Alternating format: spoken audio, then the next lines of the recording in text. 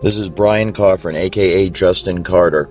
I'm a security industry specialist who worked for a private security company in Seattle, Washington. I am no longer employed by this company. I chose to leave because I could no longer in good conscience work for a corrupt company that is involved in a highly illegal federal program that is blatantly violating the constitutional rights of American citizens on a daily basis.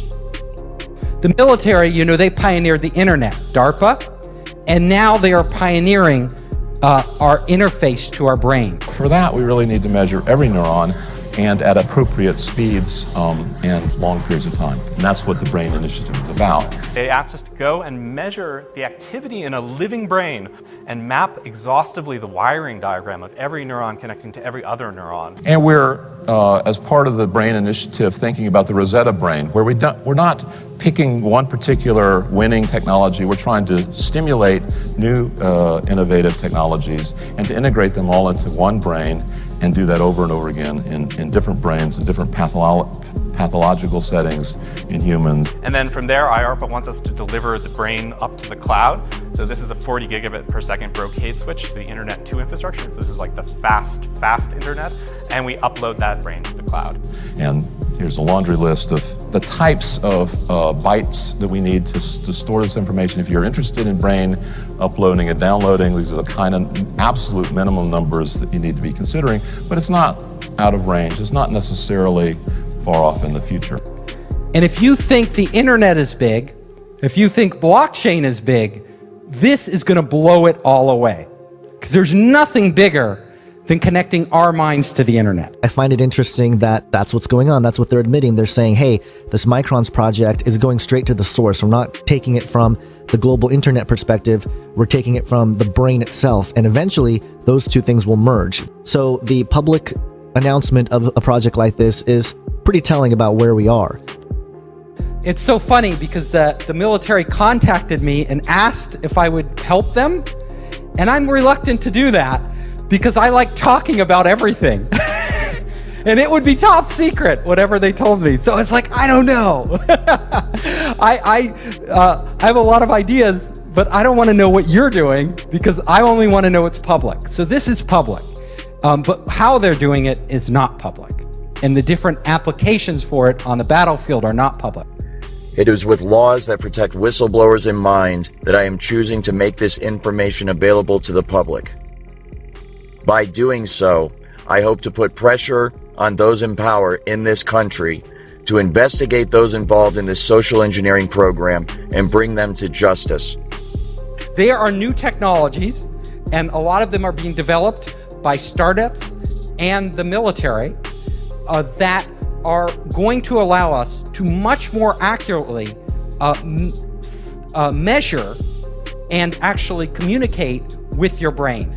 Now, the nice thing about this technology is it's non-invasive, meaning they don't have to crack open your skull and put a chip inside. The true way that this technology works is that a complete DNA profile is obtained from the target, from the individual, the targeted individual. And then this information, the DNA of the individual, is used to determine the resonant frequency of the DNA itself.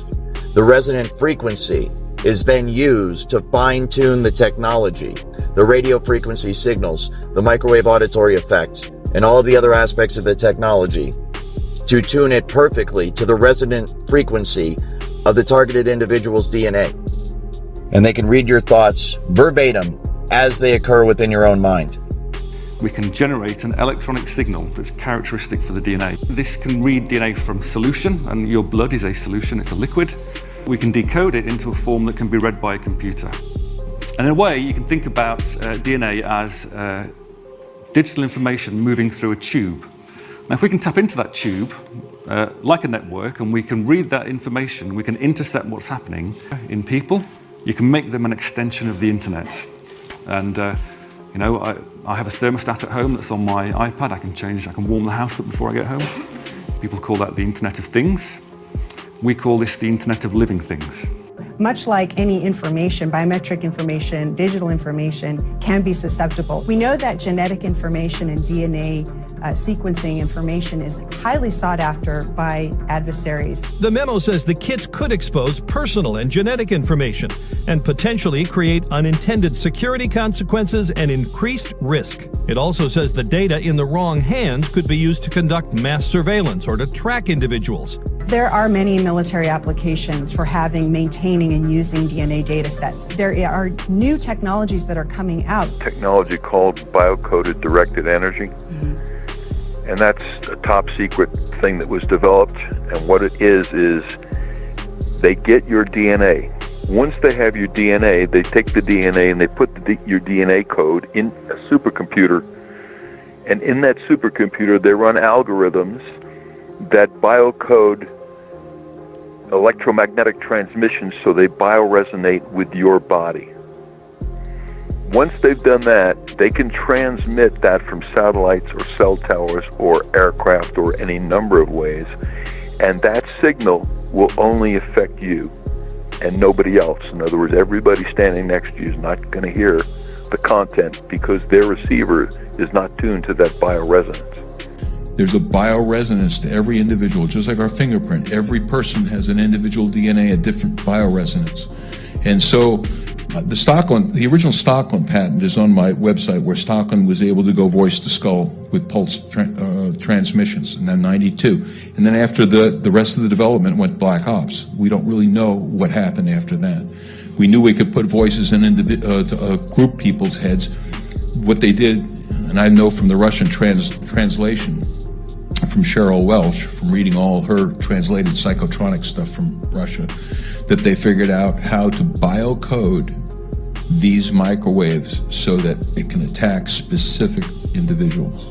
They basically analyze your DNA and they then use supercomputers to encode the signals. And you basically convert DNA information into ionic information into computer information. So that's going from DNA to ions, but for the brain, we're interested in the opposite, going from ions to DNA. We have the ion channels that are going through the spiking, or in some cases, the non-spiking behavior. It's influencing the fidelity of the DNA polymerase so that the time series of the calcium, say, turns into a spatial series of changes in the DNA sequence, which you can then read out or compute on.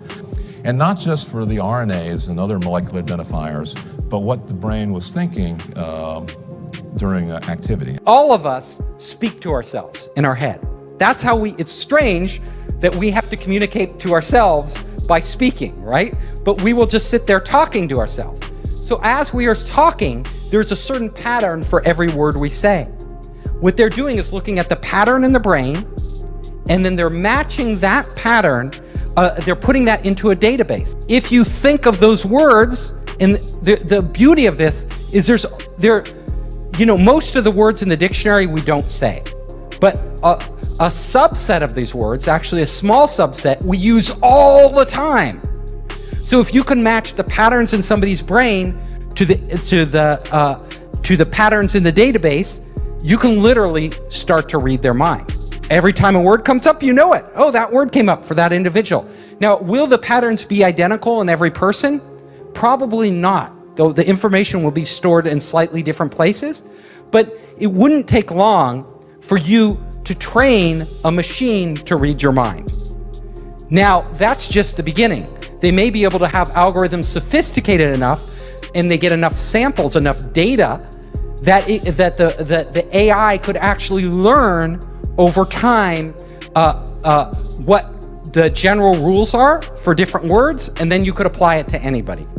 Without verbalizing anything, you could literally start to communicate with other people. So my lecture, we could all be standing here silently. And I could just be communicating it to you. I could be talking, you would talk to people, you could literally have conversations with people without ever getting on your phone anywhere in the world.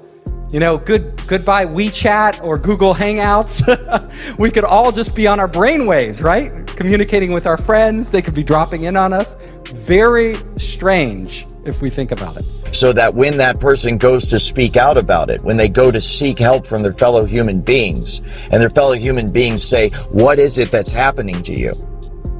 The target will then say, I'm hearing voices inside my head. But these would be controlled hallucinations run by algorithms. And they will conclude that this person must be crazy.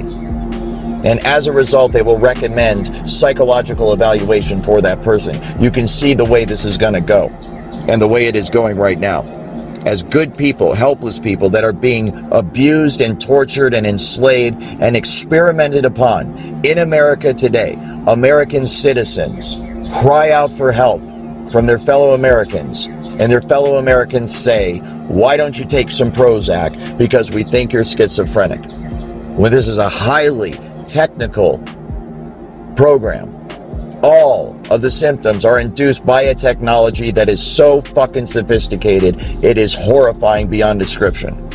This technology can also tap into the optical nerve of the target and the auditory system of the target, so that those monitoring the target can see what the target is seeing and hear what the target is hearing. This information is then downloaded and stored on a computer in a highly secure, classified site on servers that are guarded by some of the tightest security in the world. So the ability to do this, the ability to download information, that is like what the military and other people are that's their holy grail. There's a number of companies now that are looking at ways to write digital information into DNA. Because you would only need about a room full of DNA to record all of the digital data that exists today, which is quite extraordinary. So we'll be able to outsource, we'll be able to upload our memories to the cloud. So let's say you don't want to, you want that memory forever, right? You're like, it's automatically probably being stored in the cloud for you without you thinking about it. Just like these automatic backups on your computer, everything, there's a copy and there's redundancy and there's like many versions. And so your experience, you could access it later. This results in the individual's entire day, everything they see, everything they hear, everything they experience, and everything they feel being recorded till the end of time. Within the brain, there are tiny structures called microtubules, right? If you think of these as straws, but they're straws through which flows light. And in fact, photons of light known as biophotons. And that each one of these is a package of information that flows around, these tiny structures in the brain. This light is carrying, of course, the memories. And we know DNA is also producing these biophotons of light. This is well studied and is well understood. So the interface between the brain and the DNA would therefore be these biophotons. Now this is where, if you can transfer knowledge and you can communicate, because your brain is wirelessly connected to the internet, there's no reason you couldn't extract memories, which are just data, out of one brain and put them in another brain. Now, what would it mean to share memories? All of a sudden, Elon Musk, you want to know what he's thinking? You could get his memories from yesterday and live his entire day. Although the connectivity of the brain is where we are processing experiences, even utilizing recalled memories and writing new memories to the hard drive, that it's more like a RAM with a random access memory rather than being the hard drive. The DNA would be effectively our hard drive where all the bulk of the information we're not using is being written to. So it could be that in the future that we'll find a way to download people into DNA and move them across into other bodies. So this is an astonishing step forward in these kind of science fiction type ideas. When our brains are connected to the internet, our physical bodies become less important. Now, think about that. If our brains are connected to the internet, and if our brains are all connected, all of us connected, I could literally go into your head and see through your eyes.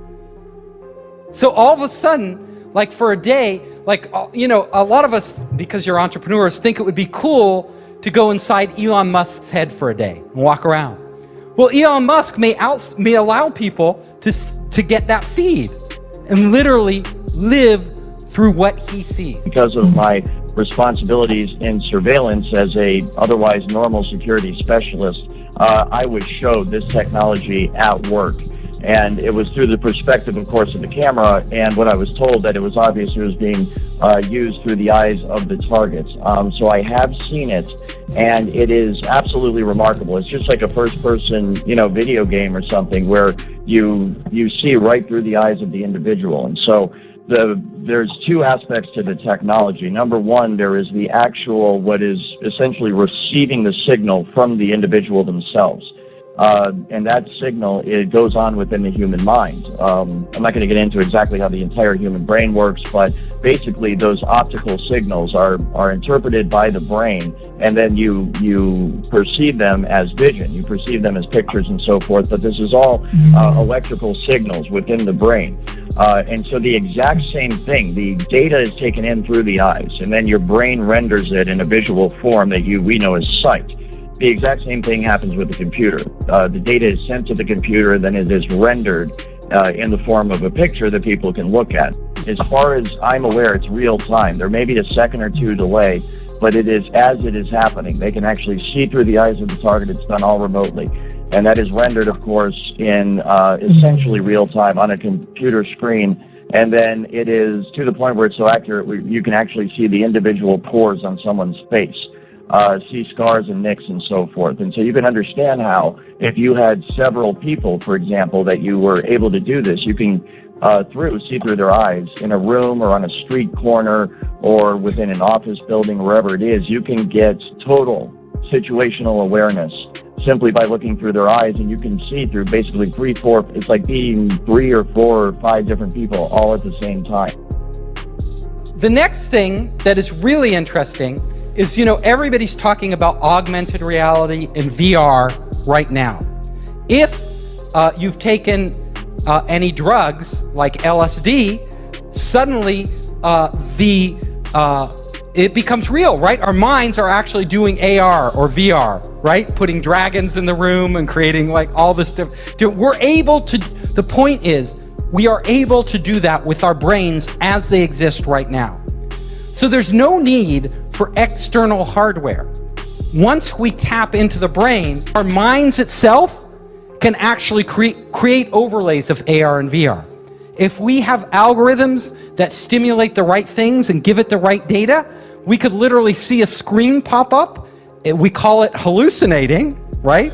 But these would be controlled hallucinations run by algorithms that would give us everything AR would without any glasses, without any contact lenses. This technology can be used to beam images and even motion pictures into one's brain.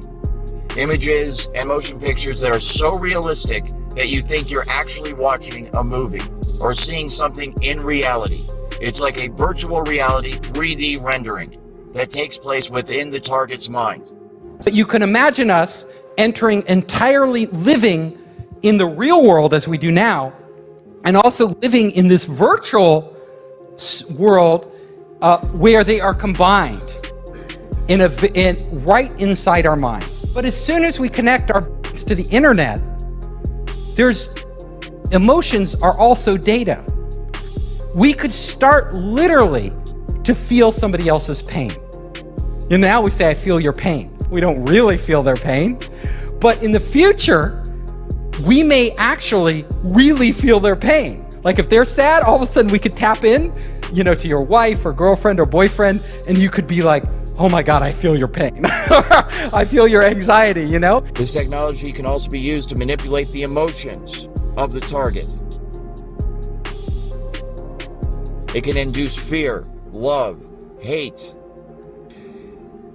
It can cause you to be nervous. It can cause you to be confident. It can cause you to be depressed. It can cause you to be happy. It can cause you to feel any fucking emotion at any time by artificially inducing them. So, like any technology, there are great things we could do, and then there are very horrible things that could result from it that are unanticipated. Now, if somebody hacks into your cell phone or your bank account, they can steal your identity. But it's not your real identity. It's more like your money. And that's bad enough, right? That's pretty bad if you get hacked and they steal your, they do identity theft. But if they're connected, if your brain is connected directly to the internet, then it will be real identity theft. They could take you. They could literally erase you. They could reprogram you in a way without you even knowing it. So you think you're in control of your own will, but it's actually somebody else. It can literally stop your own thoughts from happening and replace them with other thoughts by sending thoughts to your head. And it's so sophisticated that you cannot tell where these thoughts are coming from. There's no way to discern that they're coming from somewhere other than your own mind. So you can imagine how bad this would be for people that don't even realize this technology exists. And they're having these thoughts, which they think are spontaneous, because being under the influence of this technology now, kind of having been on both sides of it, I am just amazed at the way it works. And I know that the thoughts that they beam into your head originate from the exact same place in your mind that your own natural thoughts originate from.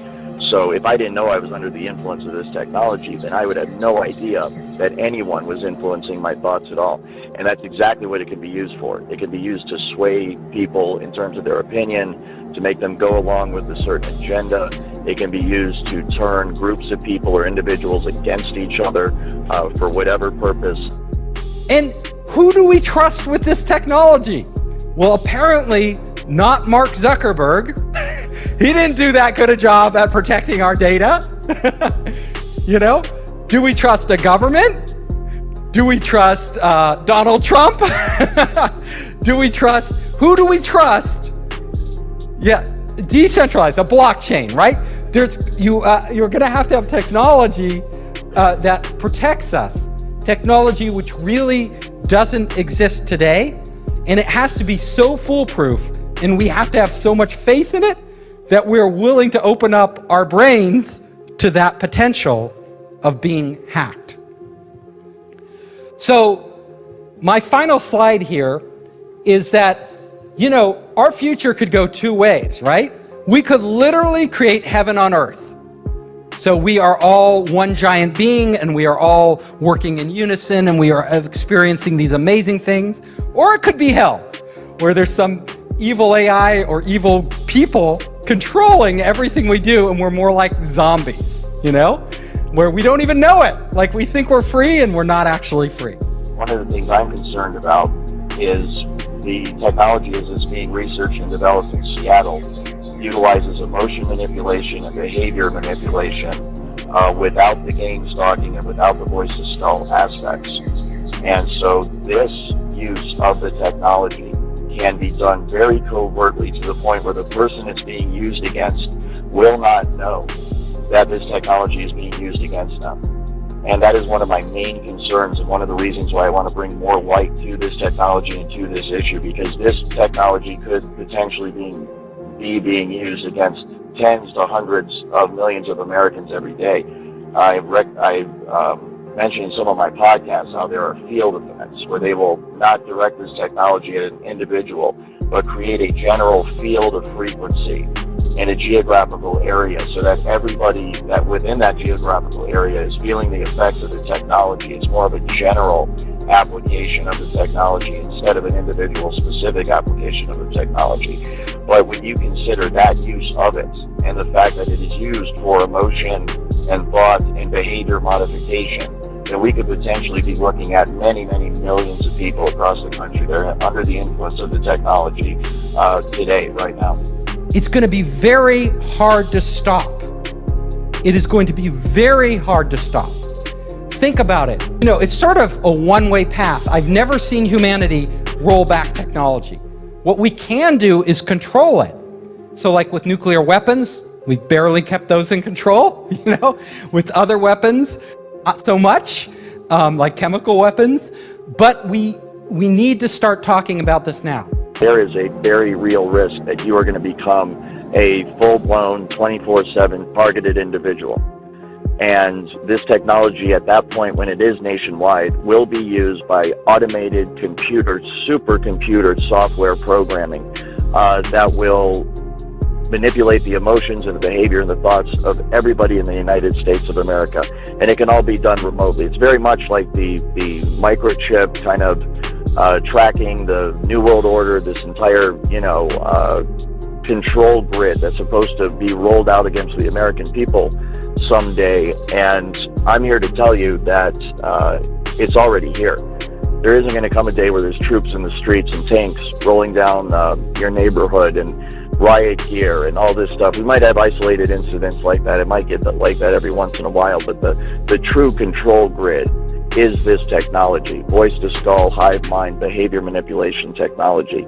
And it can all be done remotely. It can be done simply by targeting you with the frequency, locking into the resonant frequency of your DNA and your mind, and in that manner completely track and trace and control you 24 hours a day. And it's highly, highly valuable for intelligence purposes and military purposes, corporate espionage purposes. And it is amazing the extent to which this technology works. It's so far advanced beyond what most people are aware of. It's truly mind-blowing. And I think that's a big part of educating people, is making them understand that, fortunately or unfortunately, this is possible and it is being done right now today.